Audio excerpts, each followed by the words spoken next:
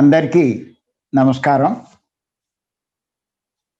కార్యక్రమం ప్రారంభించే ముందు గురువుగారైనటువంటి బ్రహ్మర్షి పత్రి గారికి మరొక్కసారి మనం ధన్యవాదాలు చెప్పుకుంటూ కార్యక్రమం ప్రారంభిద్దాం. భగవద్గీత అంటే సామాన్యమైనది కాదు, అనంతమైన జ్ఞానసారం, ఆత్మ జ్ఞానసారం. ఆత్మే అనంతం. మరి ఆత్మ గురించి తెలుసుకోవాల్సింది ఎంత ఉంటుంది చెప్పండి. అంత గొప్పది భగవద్గీత. అందుకే అంటారు పెద్దలు, ఆత్మ గురించి తెలుసుకుంటే ఇంక ఈ సృష్టిలో తెలుసుకోవాల్సింది ఏమీ లేదంటారు. ఆత్మ అంత గొప్పది. మరి అటువంటి ఆత్మ గురించి ఎవరు ఎంత చెప్పినా ఇంకా చెప్పవలసింది ఉంటూనే ఉంటుంది. మరి యుగ యుగాలుగా అలా చెప్తూనే ఉన్నారు. ఎవరి జ్ఞాన పరిధిని బట్టి వాళ్ళు, ఎవరి స్థాయిని బట్టి వాళ్ళు అలా అనేక కోణాల్లో చెప్తూనే ఉన్నారు ఈ జ్ఞానాన్ని. అంచేత ఇదేదో ఒక శ్లోకం చదివేసి దాని తాత్పర్యం చెప్పుకుంటే అయిపోయేది కాదు. మనం ఒక శ్లోకాన్ని పట్టుకుంటేనే దాన్ని ఎన్ని రోజులైనా వివరించుకోవచ్చు, దాంట్లో ఉన్నటువంటి అర్థం.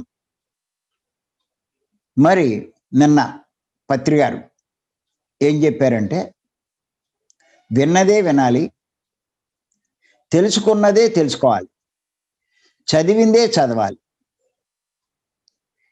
ఇలా చేస్తే మీకు తెలియని విషయాలు తెలియని కోణాల్లో ఎన్నో తెలుస్తాయన్నారు. అది ఇంకా గ్రాహ్యం అవుతుంది, దానిలోని అర్థం ఇంకా తెలుస్తుంది. పత్రి గారు చెప్పింది అక్షర సత్యం. ఎంచేతంటే ఒక విషయం మీద నేను ఇంతకుముందు చెప్పిన దానికి మళ్ళా కొన్నాళ్ళు పోయాక మళ్ళా చెప్తూ ఉంటే చాలా కొత్త కోణంలో ఆ విషయం గురించి చెప్పడం జరుగుతుంది. నాకే ఆశ్చర్యం వేస్తుంది, మనం ఇన్ని రకాలుగా చెప్పచ్చా ఆ విషయం మీద, ఇంత లోతుగా చెప్పచ్చా అన్నది నాకే ఆశ్చర్యం వేస్తుంది. మరి పత్రి గారు ఊరికే చెప్పరు, ఏది చెప్పినా ఆయన గొప్ప బ్రహ్మజ్ఞాని.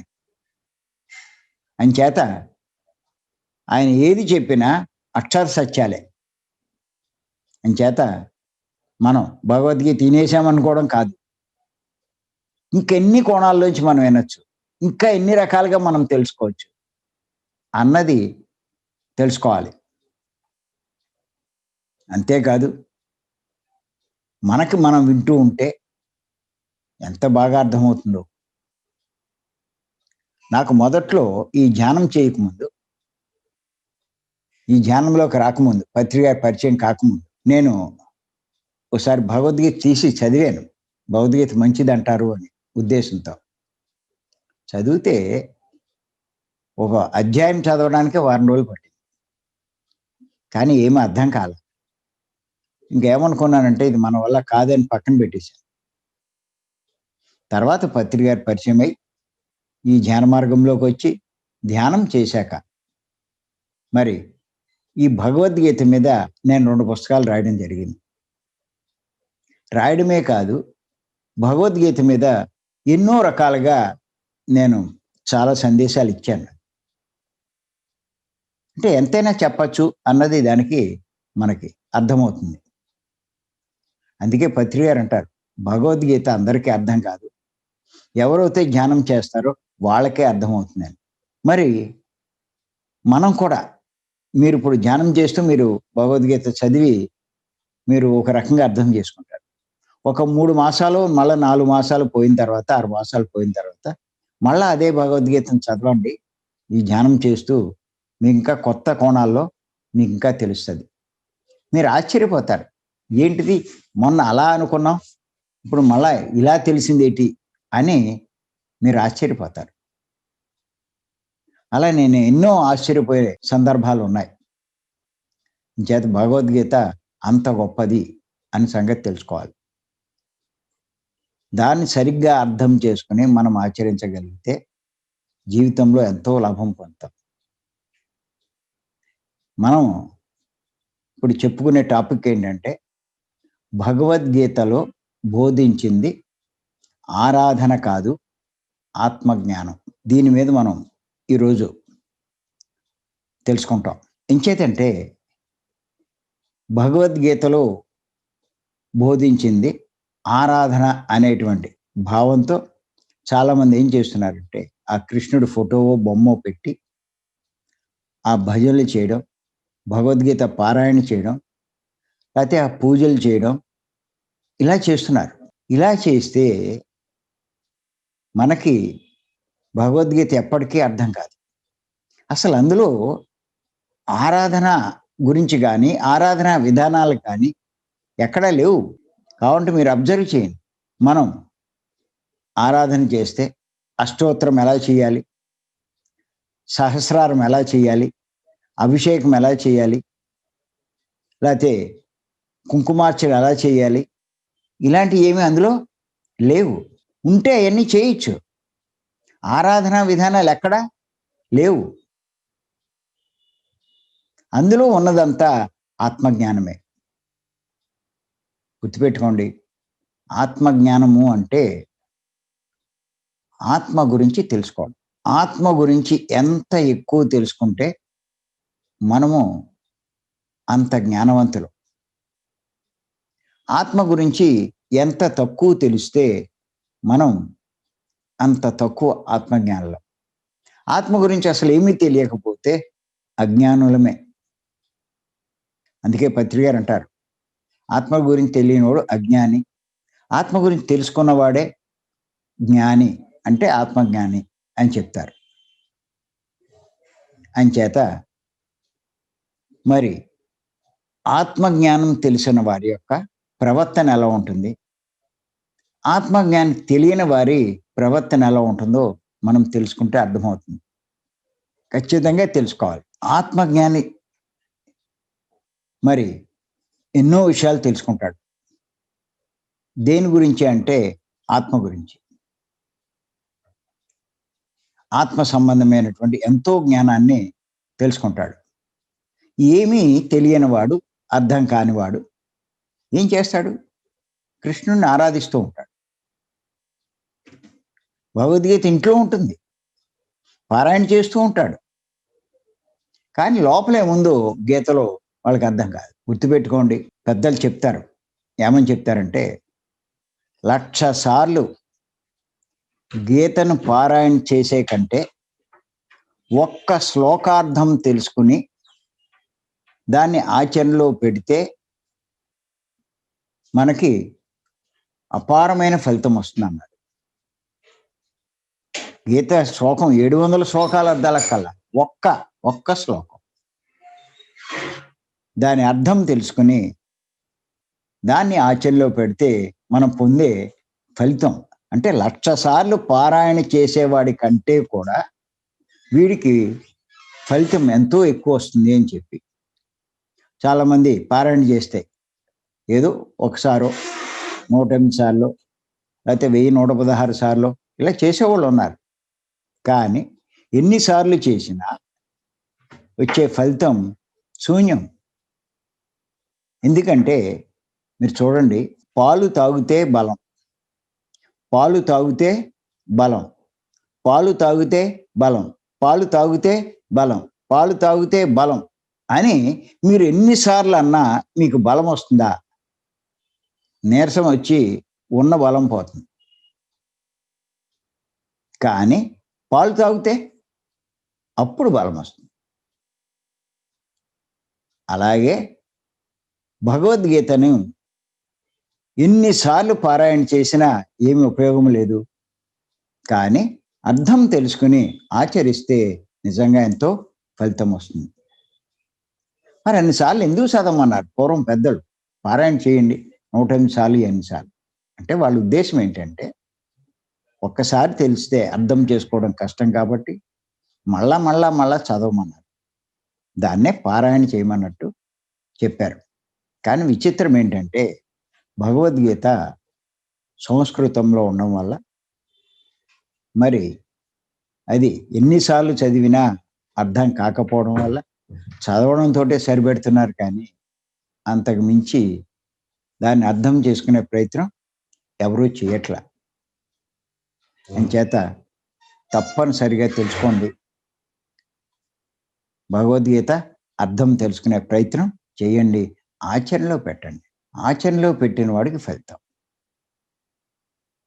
ఊరికే చదవడం వల్ల ప్రయోజనం లేదు. చదువుతూ ఆరాధనలు చేస్తున్నారు కానీ దాంట్లో సారం గ్రహించి ఆచరిస్తున్నారా అంటే లేదు. ఎందుకు ఆరాధనలు చేస్తున్నారు అంటే కృష్ణుడు గొప్పవాడు అనేటువంటి దృష్టిలో.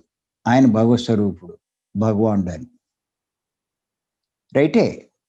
ఆయన గొప్పవాడే, గొప్ప శక్తివంతుడు, భగవంతుడే. మరి నిజంగా కొంచెం ఆలోచించండి. అంతటి గొప్ప భగవంతుడు చెప్పినటువంటిది ఎంత గొప్పదై ఉంటుంది. సామాన్యుడు చెప్తే అంత విలువ ఉండకపోవచ్చు. ఆ కృష్ణుడు అంతటి వాడు చెప్తే మరి అది ఎంత గొప్పదై ఉంటుంది. మరి అంత గొప్పదాన్ని చదివి వదిలేస్తున్నావేటి? అంచేత పూజించడం కాదు ఆయన్ని, ఆయన చెప్పింది పాటించడానికి ప్రాముఖ్యం ఇవ్వాలి. ఇది ఎవరైతే అర్థం చేసుకుంటారో ఖచ్చితంగా వారి జీవితం ధన్యం. ఇది అర్థం కాకపోతే ఎంత చదివినా ఏం చేసినా అది వ్యర్థమే. ఎంతో ఉంది అందులో తెలుసుకోవాల్సింది. మనం కూడా కొన్ని కోణాల నుంచి వాటిని తెలుసుకునే ప్రయత్నం చేద్దాం. ప్రతి గురువారం మనం భగవద్గీత మీదే మనం చెప్పుకోబోతున్నాం. చూడండి ఎంత లోతుల్లో మరి భగవద్గీతలోని ఎన్ని సూక్ష్మాలు మనం చెప్పుకుంటాము. మరి మనకి పత్రి గారు అద్భుతంగా శ్రీకృష్ణ సందేశం అని ఓ పుస్తకం ఇంతకుముందు ఇవ్వడం జరిగింది. దాంట్లో ఎంత గొప్పగా అర్థాలు చెప్పారంటే, మామూలు తాత్పర్యాలు అర్థాలు ఒక రకంగా ఉంటే దాంట్లోని అంతరార్థాన్ని ఆయన మనకు వివరించారు.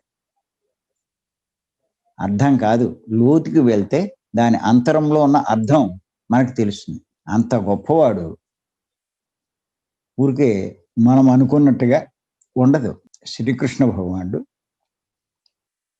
గొప్ప యోగీశ్వరుడు. యోగి వేరు, యోగీశ్వరుడు వేరు. ఇంక ఆయన మించినోడు ఎవడు లేడు. అసలు యోగే గొప్పవాడు. అటువంటి యోగులందరిలోకి గొప్పవాడినే యోగీశ్వరుడు అంటారు. మరి అటువంటి యోగీశ్వరుడు చెప్పింది మరి పత్రి గారు లాంటి ఇంకొక యోగీశ్వరుడికి అర్థమవుతుంది తప్ప సామాన్యులకి ఎక్కడ అర్థమవుతుంది? మరి నేను పత్రి గారు రాసినటువంటి ఆ కృష్ణ సందేశం ఎన్నిసార్లు చదివానో, చదివే కొద్దీ కొత్త కోణంలో అర్థాలు వస్తూనే ఉన్నాయి. ఆశ్చర్యం వేసేది. అంచేత మరి మనం దాంట్లో ఉన్నటువంటి విషయాలు తెలుసుకుందాం. ఆత్మ గురించి తెలుసుకోవాలి అంటే ముందు ఆత్మ అంటే ఎవరు అన్నది తెలుసుకోవాలి. ఆత్మ అంటే ఎవరు అంటే సాక్షాత్తు భగవంతుడే. ఎవరైతే ఈ సృష్టిని సృష్టి చేశారో, సృష్టిని నడిపిస్తున్నారో, సృష్టికి ఆధారమో, సృష్టి మనుగడ సాగిస్తుందో అంతటి గొప్పవాడైనటువంటి భగవంతుడే ఆత్మ. ఇంచేతంటే అంతటి గొప్ప భగవంతుడికి రూపం లేదు, నామం లేదు, శక్తి కలవాడు, అంతటా ఉన్నవాడు, చావు పుట్టుకులు లేనివాడు. ఆ లక్షణాలన్నీ ఆత్మలో ఉన్నాయి. ఆత్మజ్ఞానమే అందులో బోధించబడింది అంటే ఆ భగవంతుడి గురించే అందులో వివరించబడింది. ఆయన ఎంత గొప్పవాడు, ఆయన లక్షణాలు ఏంటి, ఆయన శక్తి ఎంత, ఇవన్నీ కూడా దాంట్లో వివరించబడింది. అంచేత మరి అంత గొప్పవాడైనటువంటి ఆ భగవంతుని గురించి తెలుసుకోవడమే. ఇది తెలిస్తే మన ప్రవర్తన ఒక రకంగా ఉంటుంది. ఇది తెలియకపోతే మన ప్రవర్తన మరొక విధంగా ఉంటుంది. ఇది తెలిస్తే దానికి అనుగుణంగా మనం ప్రవర్తిస్తే జీవితం ధన్యమవుతుంది, ఎంతో లాభం పొందుతాం. ఇది తెలియకపోతే, తెలియకుండా మనం ప్రవర్తిస్తే మనం చేసేదన్నీ కూడా మనకి నష్టం కలిగిస్తాయి, మనల్ని కష్టాలు పాలు చేస్తాయి, అసలంతా విరుద్ధంగా ఉంటుంది. సృష్టి విరుద్ధంగా మనం ప్రవర్తిస్తాం. ఎప్పుడైతే సృష్టి విరుద్ధంగా మనం ప్రవర్తిస్తామో మనకు అన్ని కష్టాలే. అంచేత ఖచ్చితంగా భగవద్గీత గురించి ప్రతి ఒక్కరూ తెలుసుకోవాలి. ఆషామాషీ కాదండి. ఏదో ఒక శ్లోకం చదువుకుని ఏదో అర్థం చెప్తే లాభంలా. మనకు అర్థాలు కాదు కావాల్సింది. అసలు భగవద్గీత అంటే ఏమిటి? అంటే ఆ భగవంతుడి గురించి వివరించబడిందే. ఆయన ఎవరు? ఆయన ఎక్కడుంటాడు? ఆయన లక్షణాలేంటి? ఇవన్నీ తెలుసుకోవాలి. నిజంగా ఇయన్నీ తెలిస్తే మానవుల ప్రవర్తన ఇలా ఉండదు. అది బట్టే మానవుల ప్రవర్తన ఇలా ఉంది. ఇంచేతంటే మీరు చూడండి, లోకంలో అందరూ విగ్రహాలను ఆరాధిస్తున్నారు. కారణం ఏంటంటే విగ్రహమే భగవంతుడు అని భావించడం వల్ల. విగ్రహాల్ని ఆరాధించడానికి ముఖ్య కారణం ఏంటంటే విగ్రహమే భగవంతుడు అనేటువంటి భావం. కానీ మనం కాస్త గమనిస్తే భగవంతుని లక్షణం ఒక్కటి కూడా విగ్రహంలో ఉండదు. భగవంతునికి రూపం లేదు, విగ్రహానికి రూపం ఉంది. భగవంతుడికి పేరు లేదు, విగ్రహాలకి ఒక్కొక్క విగ్రహానికి ఒక్కొక్క పేరు ఉంది. ఆయన నామరూపరహితుడు. నామము లేదు, రూపము లేదు. దీనికి నామం ఉంది, రూపం ఉంది. ఆయన ఆది అంతములు లేనివాడు, అనంతుడు. మరి విగ్రహము ఆది ఉంది, అంతము ఉంది. తుది మొదలు రెండూ ఉన్నాయి. అంతటా వ్యాపించి ఉన్నవాడు. విగ్రహం ఒకచోటే ఉంది. మరి ఆయనకి చావు పుట్టుకలు లేవు.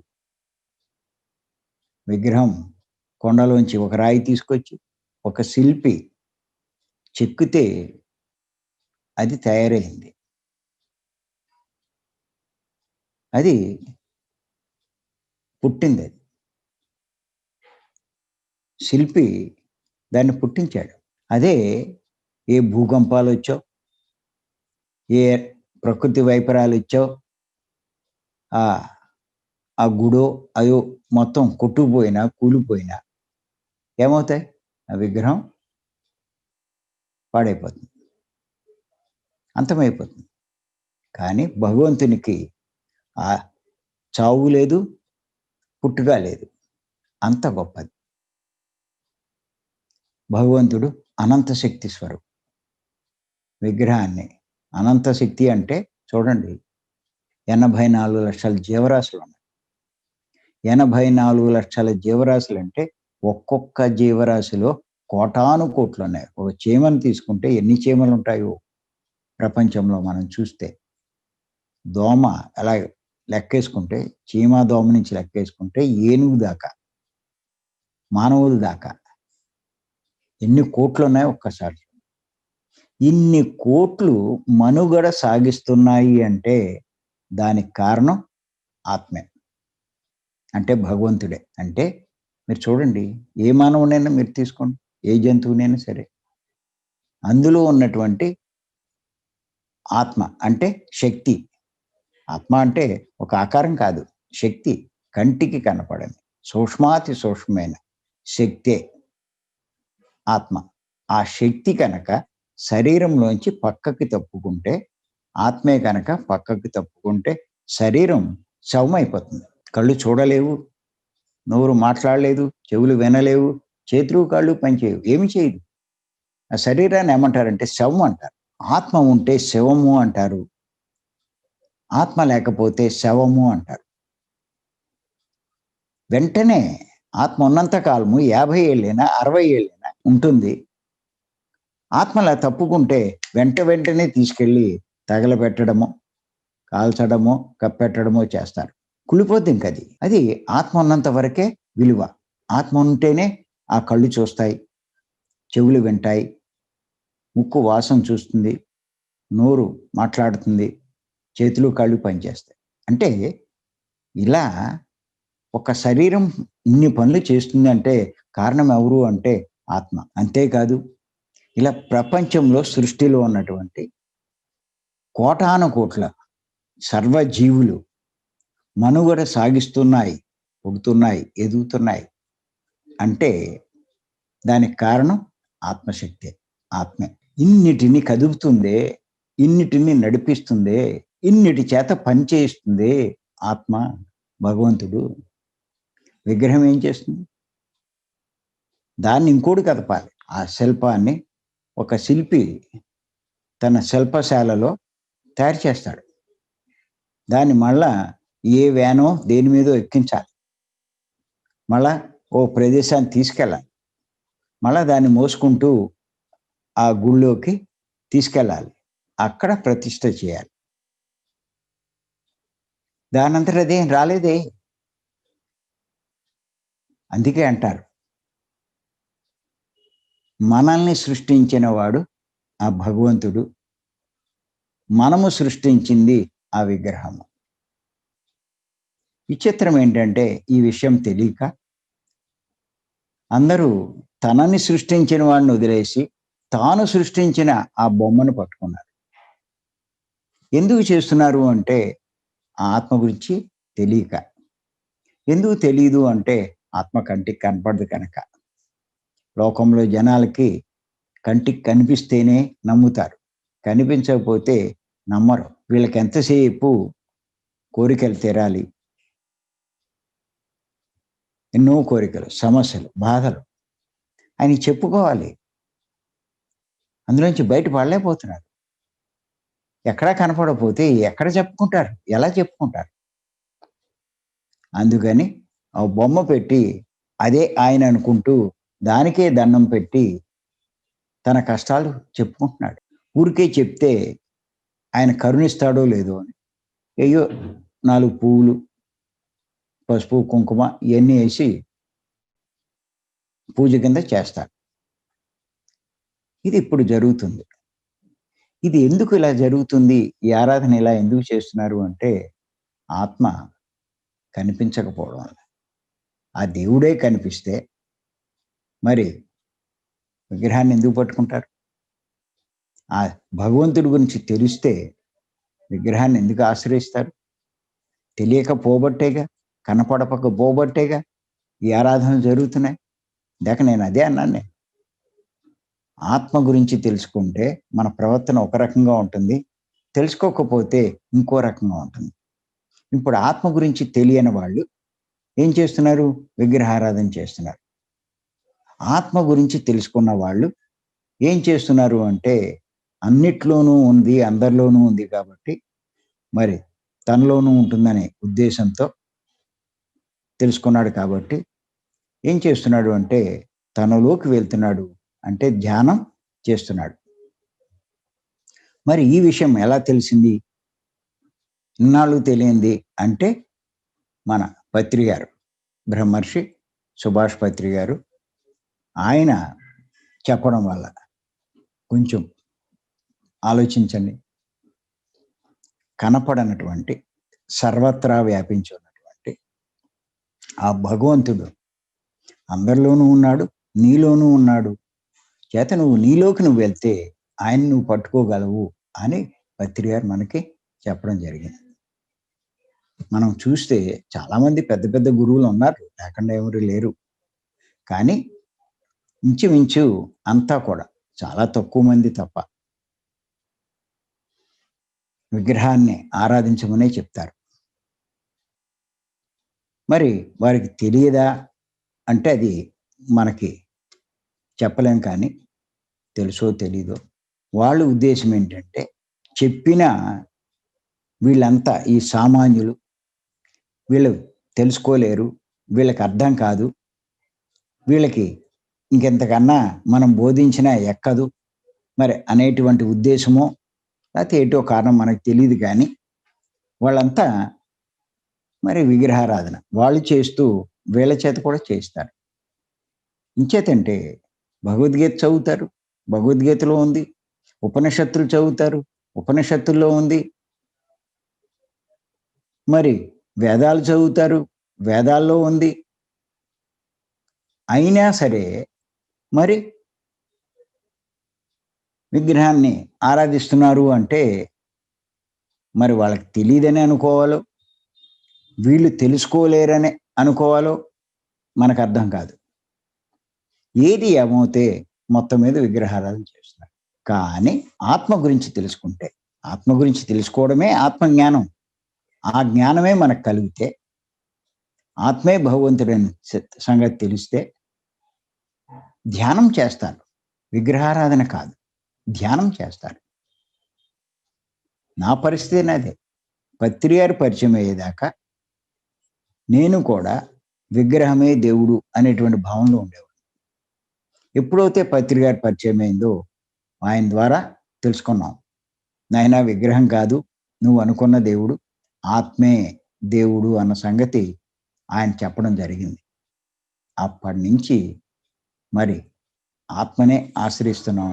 ఆత్మను ఆశ్రయించే మార్గమే ఈ శ్వాస మీద ధ్యాస, ధ్యానం. ఇది పత్రి గారి వల్ల ఆయన చెప్పడమే కాదు, అటువంటి ఆత్మను ఆశ్రయించే మార్గం కూడా మనకు అందించారు.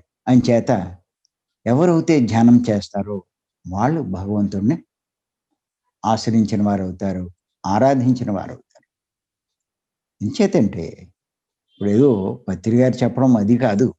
ఎప్పుడో యుగాల క్రితమే ఆ కృష్ణ భగవానుడే, అందరూ ఆరాధించే ఆ భగవానుడే స్పష్టంగా చెప్పాడు. 10వ అధ్యాయంలో 20వ శ్లోకం. కాబట్టి చూసుకోండి మీరు. ఎవరైనా సరే పదే పదే మళ్ళా తెలుసుకోండి, నిర్ధారణ చేసుకోండి. ఇది ఇంతకన్నా ముఖ్యమైనది ఏది లేదు. నువ్వు ఆరాధించవలసింది ఒకళ్ళని, ఆరాధించేది ఇంకోళ్ళని అవుతే నువ్వు పట్టుకోవాల్సింది భగవంతుడిని. కానీ నువ్వు పట్టుకున్నది బొమ్మని.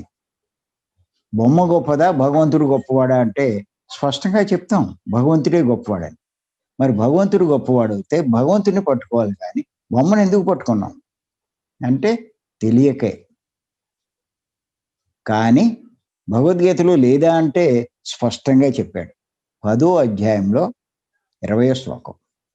ఈ శ్లోకం ఎందుకు ఇచ్చాడంటే ఆ యుద్ధ సమయంలో అర్జునుడు మొత్తం ఆయుధాలన్నీ వదిలేస్తే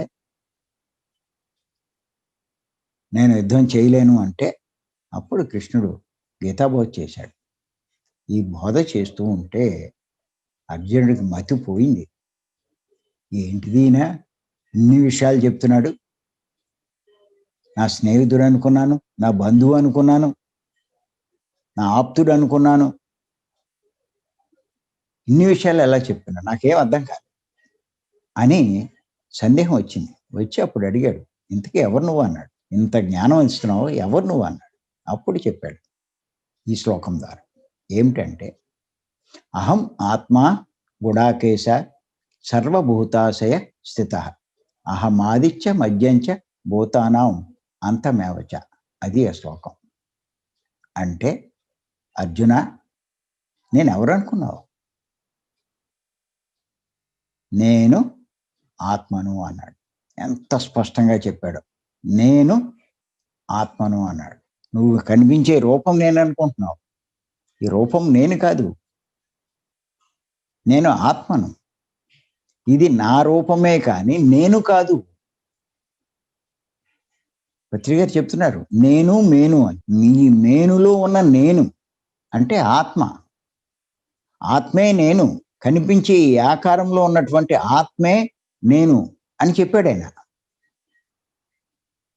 ఈ మేను ఒక బట్ట లాంటిది. షర్టు చిరిగిపోతే వదిలేసి కొత్త షర్ట్ ఎలా వేసుకుంటామో, దేహం ముసలిదైపోతే వదిలేసి ఆత్మ మళ్ళా కొత్త దేహం తీసుకుంటుంది. అంచేత అన్నాడు కదా, వాసాంసి జీర్ణాన్ని యథా విహాయ నవాని గృహ్ణాతి నరోపరాణి తదా శరీరాన్ని విహాయ జీర్ణాన్ని అన్యాన్ని సంయాతి నవాని దేహి. చిరిగిపోయిన వస్త్రాలు వదిలేసి మానవుడు కొత్త వస్త్రాలు ఎలా ధరిస్తాడో, ఆత్మ ముసలిదైపోయిన దేహాన్ని వదిలేసి కొత్త దేహాన్ని ధరిస్తుంది అని చెప్పి కృష్ణ భగవానుడు చెప్పడం జరిగింది. మరి మీరు కావాలంటే గీతంతా తిరిగండి, లేకపోతే మీకు అర్థం కాకపోతే ఏ పండితుడినైనా పిలిచి, బాబు నాకు కొంచెం మీ సాయం చేసి పెట్టు. కృష్ణుడు నేను ఆత్మ అని చెప్పాడు, కానీ అంతా విగ్రహాన్ని ఆరాధిస్తున్నాడు. ఫోటోలను ఆరాధిస్తున్నారు. ఆత్మను ఎవరూ ఆరాధించట్లేదు. ఒక్కసారి గీతలో ఎక్కడైనా నేను విగ్రహాన్ని, నేను ఫోటోని అని ఎక్కడైనా చెప్పాడేమో కాస్త చూసి చెప్పమన్నాడు. ఎంత తిప్పలు పడినా, ఎంత పండితుడైనా ఈ విషయం చెప్పలేడు. వాడి వల్ల కాదు. అదో ఉంటేగా. కొంతమంది గురువులు ఏమంటారంటే, మాకు తెలుసు,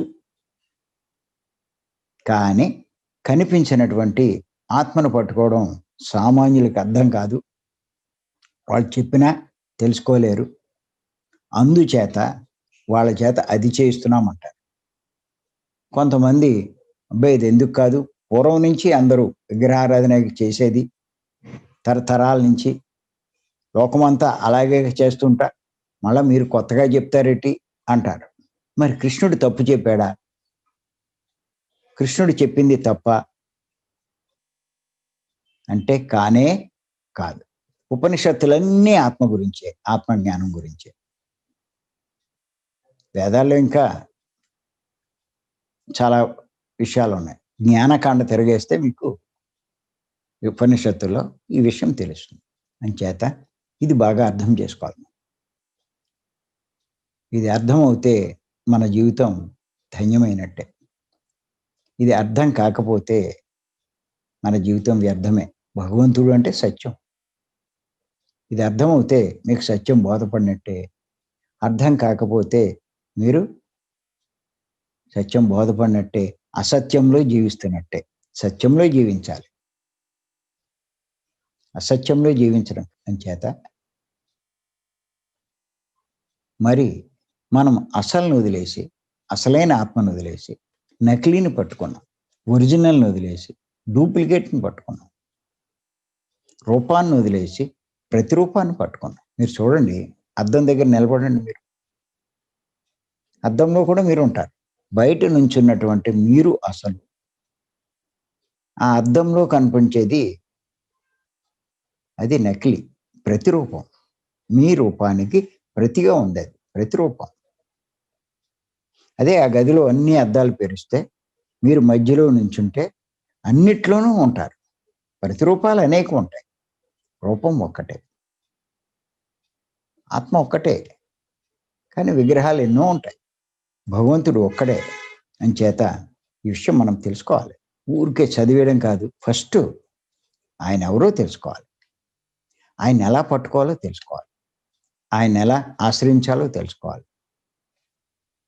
అటువంటి కంటికి కనిపించని, అంతటా ఉన్న, అందరిలో ఉన్న ఆ భగవంతుణ్ణి ఆశ్రయించే మార్గమే, పట్టుకునే మార్గమే పత్రి గారు మనకు అందించిన శ్వాస మీద ధ్యాస.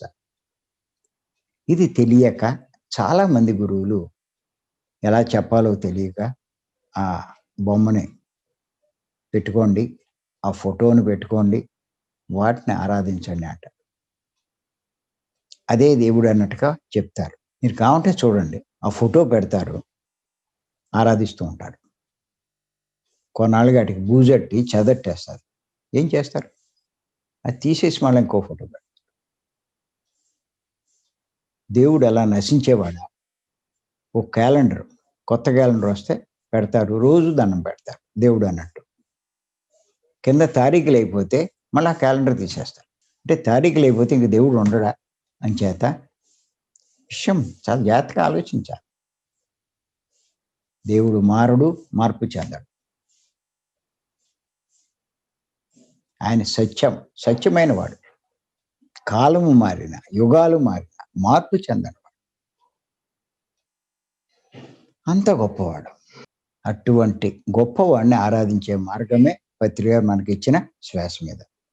మీరు అడగచ్చు, శ్వాస మీద ధ్యాస పెడితే పోలే లోపల ఆత్మ ఉందని మేము ఒప్పుకుంటాం, ఆత్మను పట్టుకున్నట్టు ఎలా అవుతుంది? చాలామంది శ్వాస మీద ధ్యాస రోగాలు తగ్గడానికి, ఏదో సమస్యలు తీరడానికి చేస్తున్నారు, కానీ భగవంతుని ఆశ్రయిస్తున్నాము అన్న భావం ఎవరికీ లేదు. ఈ శ్వాస మీద ధ్యాస పెడుతూ ఉంటారు రోగాలు తగ్గడం కోసం, రోజు గుడికి వెళ్తూ ఉంటారు. ఏంటి అంటే అది దేవుడి కోసం, ఏ రోగం కోసం అంటారు. మరి ఆ దేవుడి కోసం అక్కడికి వెళ్తున్నప్పుడు ఈ రోగం ఎందుకు వచ్చింది? నువ్వు దేవుడినే పట్టుకుంటే రోగమే లేదు కదా! అందుకే పత్రి గారు ఏమన్నారంటే, ధ్యానం సర్వరోగ నివారణి అన్నారు. అంటే నువ్వు ఆత్మను అంటే భగవంతుడిని పట్టుకుంటే, అంటే ధ్యానం చేస్తే నీ రోగాలన్నీ పోతాయి. ఇంచేత అంత శక్తివంతుడు కాబట్టి. నువ్వు ఒక గుడికి వెళ్లి చేసేది శక్తి లేని బొమ్మను.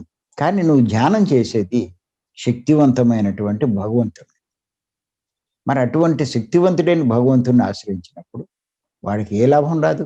అన్నీ లాభాలే. జీవితం అంతా లాభాలే. అందుకే ఏ సమస్యతో పత్రి గారి దగ్గరికొచ్చినా ఆయన ఒకటే చెప్తాడు. నువ్వు ధ్యానం చేసుకో. ధ్యానం చెయ్యి అంటాడు.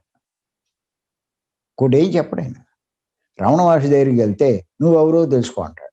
అలాగే పత్రి గారి దగ్గరికి వెళ్తే ఏ సమస్యతో వెళ్ళినా ధ్యానం చేయి అంటారు. మరి ధ్యానం చేస్తే ఆత్మను ఆశ్రయించినట్టు ఎలా అవుతుంది? ఆ విషయం కొంచెం తెలుసుకుందాం మనం. చూడండి, మనమంతా మానవులం. మానవుడు అంటే 3 కలిపి మానవుడు. శరీరము, మనస్సు, ఆత్మ. అలా చెప్తున్నాను. మానవుడు అంటే ఏదో కనిపించే శరీరం ఒకటే కాదు. మొత్తం 3. శరీరము, మనస్సు, ఆత్మ. శరీరం లోపల మనస్సు ఉంది. మనసు లోపల ఆత్మ ఉంది. ఆత్మ పైన మనస్సు ఉంది. మనసు పైన శరీరం. ఇప్పుడు ఈ లోపల ఉన్నటువంటి ఆత్మను మనం ఆశ్రయించాలి అంటే మనము లోపలికి వెళ్ళాలి. మరి లోపలికి వెళ్ళాలి అంటే మీరు కళ్ళు తెరిస్తే మీరు బయట ఉంటారు. అంచేత మనం లోపలికి వెళ్ళాలంటే ఫస్ట్ కళ్ళు మూయాలి. సరే. ఎప్పుడైతే మీరు కళ్ళు మూసారో మీరు దేహస్థితి ఉండదు. దేహంతో ఉండరు. కళ్ళు ముయ్యగానే ఏం జరుగుతుందంటే ఆలోచనలొస్తాయి. ఆలోచించేది ఎవరు అంటే మనసు. ఏటి ఆలోచిస్తూ ఉంటుంది? ఇంటి గురించి, సంసారం గురించి, వ్యాపారం గురించి, ఉద్యోగం గురించి, ఇరుగు పొరుగు వారి గురించి, వీటి గురించి ఆలోచిస్తూ ఉంటాం. వీళ్ళంతా ఎక్కడున్నారు? బయటున్నారు. అంటే కళ్ళు మూసినా మీరు లోపలికెళ్లారా అంటే వెళ్ళలేదు. మళ్ళా బయటకొచ్చేసారు. బయట విషయాలు ఆలోచిస్తున్నారు. మీరు అంతరంలోకి వెళ్ళలేదు. బయటికే వెళ్ళిపోయారు. అంచేత మనం లోపలికెళ్ళాలి. బయటికి కాదు. అందుకే పత్రి గారు లోపలికెళ్ళే తేలికైన మార్గం శ్వాస మీద ధ్యాస ఇదిచ్చారు. ఎప్పుడైతే ఆలోచనలొచ్చినప్పుడు కట్ చేసి ఈ శ్వాసను గమనిస్తూ ఉంటావో అంటే గాలి బయటికి రావడం, లోపలికెళ్ళడం. చాలా మంది ఇది కూడా అర్థం కాదు. ఎక్కడ గమనించాలా? ఏమి అక్కర్లా. నువ్వు గాలి బయటకొచ్చిందా? లోపలికెళ్ళిందా? అన్న విషయం తెలుసుకుంటూ ఉండాలి. దేనితో తెలుసుకుంటాం? మనసుతోటే. ఎందుకు? అది ఆలోచనలోకి వెళ్ళిపోయిన దాన్ని నువ్వు అదేం కాదు రా అని చెప్పి తీసుకొచ్చి ఈ పని చెప్పాం. అయినా ఆ మనసు మనం చెప్పినట్టు ఎందో మళ్ళా వెళ్ళిపోద్ది. అయినా మనం పట్టుదలగా మళ్ళా తీసుకురావాలి. తీసుకొస్తే మెల్లిమెల్లిగా కొన్ని గంటల్లోనో, కొన్ని రోజుల్లోనో ఈ ఆలోచనలు తగ్గుతూ ఉంటాయి. తగ్గి ఒక్క స్థితిలో, ఒక్క స్థాయిలో ఆలోచనలన్నీ ఆగిపోతాయి. ఎప్పుడైతే ఆలోచనలన్నీ ఆగిపోయినాయో ఇంక అక్కడ మనసు లేనట్టే. అక్కడ మనకి ఆలోచించేదే మనసు. ఆలోచన లేతే మనసు లేదు. ఇంకేముంది అక్కడ? ఆత్మ. అంటే దైవం. అంటే భగవంతుడు. అంటే ఇప్పుడు మన దృష్టి ఎవరి మీద ఉంది? భగవంతుని మీద ఉంది. అంటే ఎవరైతే ధ్యానం చేస్తారో వారు ఆత్మను అంటే భగవంతుడిని ఆశ్రయించిన వారవుతారు. వారికంట అదృష్టవంతుడు ఎవ్వరూ లేరు. గుర్తుపెట్టుకోండి. ఎప్పుడైతే అలా భగవంతునితో ఉంటాడో భగవంతుడంటే ఎవరు అనుకుంటున్నారు మీరు? ఓ రూపం కాదది. ఆనందం. అందుకే ఆయన్ని సచ్చిదానంద స్వరూపుడు అంటాడు. అందరూ అంటారు. అంతులేని ఆనందం. ఆ ఆనందంలోకి వెళ్ళిపోయారు మీరు. ఆనందంతో ఉన్నారు. ఎప్పుడైతే ఆలోచనలు ఆగిపోతాయో, గుర్తుపెట్టుకోండి, ఆలోచనలు ఆగిపోతాయో ఇంక మీరు దేనితో ఉంటారు అంటే ఆనందంతో ఉంటారు. అక్కడ మీకు గంటలు, నిమిషాల్లో గడిచిపోతాయి. ఆ స్థితికి వెళ్ళిన వాళ్ళు 2 గంటలు, 3 గంటలు అవలీలగా కూర్చుంటారు. అది చూసి ఆశ్చర్యపోతారు. అంతసేపు ఎలా కూర్చున్నా ఉంటారు. ఆలోచనలు ఉంటే కూర్చోలేరు కానీ, ఆలోచన లేకపోతే ఎంతసేపైనా కూర్చోవచ్చు. మరి కొంతమంది యోగులు, ఋషులు రోజుల తరబడి కూర్చున్నారు. నెలల తరబడి కూర్చున్నారు. ముమ్మిడివరం బాలయోగి 40 సంవత్సరాలు కూర్చున్నాడు. ఎలా కూర్చోగలిగాడు? మీరు కూర్చోండి ఒక గంట. ఎందుకు కూర్చోగలిగాడు? అంత ఆనందంలో ఉన్నాడు కాబట్టి. ఆనందమే కాదు, అనంత శక్తి. శక్తితో ఉన్నారు మీరు. ఆయనలో ఉండేటువంటి అన్ని సుగుణాలు, అన్ని లక్షణాలు, మంచి లక్షణాలు అందులో ఉండడం వల్ల అవి కొద్ది కొద్దిగా మనకి సంక్రమిస్తాయి. మనిషిలో గొప్ప మార్పు వస్తుంది, పరివర్తన వస్తుంది. అది. కాబట్టి మీరు చూడండి, ఓ విగ్రహం దగ్గరికి వెళ్ళండి దర్శనానికి. వెళ్తే ఎప్పుడు బయటకు వచ్చేద్దామా అనుకుంటాడు. మరి దేవుడి దగ్గరికి వెళ్ళిన వాడు అక్కడ ఉండిపోవాలిగా. ఎందుకు వచ్చేస్తాడు? ఇంకా విచిత్రం. తొందరగా చూసేసి దర్శనం చేసుకుని తొందరగా బయటపడిపోవాలి. దానికి మళ్ళా టికెట్, స్పెషల్ దర్శనం, డబ్బులు ఇచ్చి మరీ గమ్మున వచ్చేస్తాడు. అంటే భగవంతుడిని చూడడానికి ఎక్కువ అక్కడ కాసేపు కూర్చోలేడు, ఉండలేడా? ఉండడం అంత కష్టంగా ఉందా ఆయనతోటి? అంటే విగ్రహం దగ్గరికి వెళ్ళినా ఆ అనుభూతి లేదు. కానీ మీ ఆత్మ దగ్గరికి వెళ్ళండి, మీరు బయటికి రాలేరు. అందుకే ధ్యానం చేయడానికి అలవాటు పడినవాడు ఎప్పటికీ మానలేడు. ఆ రుచి మరిగిన వాడు ఇంక వదలలేడు. ఆడికి అలవాటు అయ్యిందంటే మటుకు, అలవాటు కాకపోతే మనం చెప్పలేం కానీ, ఆ రుచి, ఆ ఆనందం యొక్క అనుభూతి పొందినవాడు ధ్యానం మానడు. ఎంత గొప్ప ఆనందం అది! మామూలు ఆనందం కాదే. సృష్టిలో ఏది అంత ఆనందాన్ని ఇవ్వలేదు. చాలా మంది డబ్బు ఆనందాన్ని ఇస్తుంది అనుకుంటారు. లేకపోతే సినిమాలు అంటారు, లేకపోతే గొప్ప ఆటలు అంటారు, లేకపోతే పాటలు అంటారు, లేకపోతే ఇంకోటి అంటారు, లేకపోతే గొప్ప మధురమైన ఫలాలు అంటారు. ఏమైనా ఆనందం రాదు. దాని ముందు బలాదూరే. సృష్టిలో ఆనందాన్ని ఇచ్చేవన్నీ మీరు పట్టురండి. భగవంతునితో ఉండేటువంటి ఆనందానికి అవన్నీ దిగదుడిపాయి, సరిపోవు. అంత గొప్పవాడు భగవంతుడు. అంత గొప్పది ఆత్మ. ఆత్మ జ్ఞానం పొందినవాడు ధ్యానం తప్ప ఇంకేం చేయడు. ఆత్మ జ్ఞానం లేనివాడు ధ్యానం చేయడు, విగ్రహాన్నే పట్టుకుంటాడు. ఇదే తేడా ఆత్మజ్ఞానికి, ఆత్మజ్ఞానం లేని వాడికి. కానీ కృష్ణుడు ఆత్మ గురించే చెప్పాడు, ఇంకేం చెప్పలేం మనకి. ఆత్మ యొక్క లక్షణాలు, ఆత్మ యొక్క గుణాలు, ఆత్మ యొక్క శక్తి, ఆత్మ యొక్క గొప్పతనం ఇవన్నీ చెప్పాడు. ధ్యానం చేయమనే చెప్పాడు. అంతటి గొప్పవాడైనటువంటి ఆ భగవంతుని ఆత్మను పొందాలి అంటే ధ్యానం చేయమన్నారు. అంచేత గుర్తుపెట్టుకోండి, ఆ సమస్య కాదు. మీరు ఇంకా విగ్రహాన్ని ఆరాధిస్తున్నారు అంటే, ఈ సొసైటీలోకి వచ్చి, పత్రి గారి మార్గంలోకి వచ్చి, ధ్యాన మార్గంలోకి వచ్చి, మీకు కొద్దిగా కూడా ఆత్మజ్ఞానం లేదనే లెక్క. ఇంకా చెప్పక్కర్లేదు. మీరు ఇంకా కొన్ని జన్మలు పడతది. ఇందులోకి వచ్చి ఇన్ని వింటూ, ఇన్ని కోణాల నుంచి తెలుసుకుంటూ, ఇంకా మీరు విగ్రహాన్ని ఎన్ని కారణాలు చెప్పండి, ఏం చెప్పినా మీ కొద్దిపాటి జ్ఞానం కూడా లేదు. పూర్తి అజ్ఞానంలో ఉన్నారు. గుర్తుపెట్టుకోండి, మొన్నే చెప్పారు పత్రిక. చాలామంది విగ్రహాన్ని పూజించడం, ఆరాధించడం భక్తి అనుకుంటారు. కాదు. భగవంతుడి విగ్రహం కాదు కాబట్టి, ఆత్మ భగవంతుడు కాబట్టి, ఆత్మను ఆశ్రయించడమే భక్తి అన్నారు. ఆత్మతో ఉండడమే భక్తి అన్నారు. మరి ఆత్మతో ఎలా ఉంటాంగా అంటే ధ్యానం చేత, ధ్యానమే భక్తి అని చెప్పారు. నిజంగా నువ్వు భక్తుడు అవ్వాలంటే ధ్యానం చేయాలి.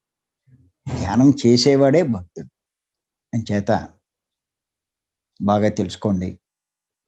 ఊరికే భగవద్గీత చదవడం కాదు, పారాయణ చేయడం కాదు, బొమ్మ పెట్టి పూజ చేయడం కాదు. కృష్ణుడు చెప్పినటువంటి ఇది అర్థం చేసుకుంటే ఖచ్చితంగా ధ్యానమే చేస్తారు. ధ్యానం చెయ్యట్లేదు అంటే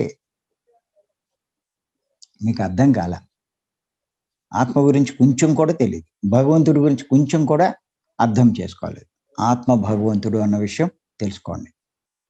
ఆత్మ సామాన్యమైనది కాదు. సృష్టిని నడిపిస్తున్న, సృష్టికి ఆధారమైన, సృష్టిని సృష్టి చేసిన అంతటి గొప్పవాడే ఆత్మ. అంతటా ఉంది, అందరిలోనూ ఉంది, అన్నిట్లోనూ ఉంది.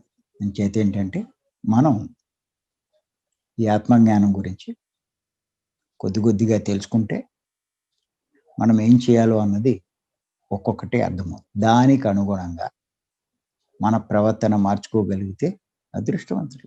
భగవంతునికి అనుగుణంగా మీ ప్రవర్తన మారితే ఇంకంతకన్నా అదృష్టమేం.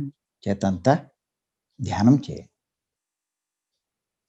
ఒక అడుగు అక్కడ, ఒక్కొక్కటి అడుగు ఇక్కడ కాదు. ఆత్మని నమ్మండి. ఆత్మ మీద విశ్వాసం ఉంచండి. ఆత్మ గురించి తెలుసుకోండి. మొదట్లో మీకు తెలియకపోవచ్చు. కొంచెం అధ్యయనం చేయండి. సార్ చెప్పారు కదా, బుద్ధి వికసిస్తే అన్నీ అర్థమవుతాయి. బుద్ధి వికసించకపోతే ఏమీ అర్థం కాదు. ఆ బుద్ధి వికసించాలన్నా ధ్యానమే చేయాలి, తప్పదు.